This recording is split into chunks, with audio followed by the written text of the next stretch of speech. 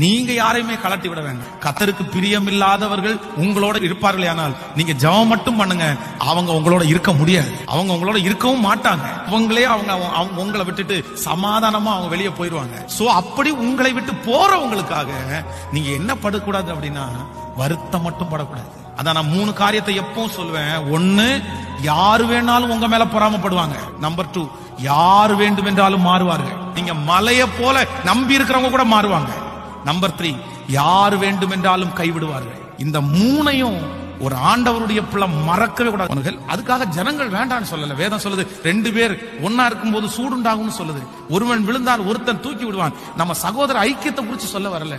ஆனா அவங்களையே சார்ந்து அவங்களையே டிபெண்ட் பண்ணி எந்திரிச்சாலும் தூங்கினாலும் அவங்க பேரை உச்சரிச்சு, ஐயோ அவங்க எல்லாம் நான் வாழ முடியாது, ஐயோ அவங்க இல்லாம நான் எப்படி செய்வேன்?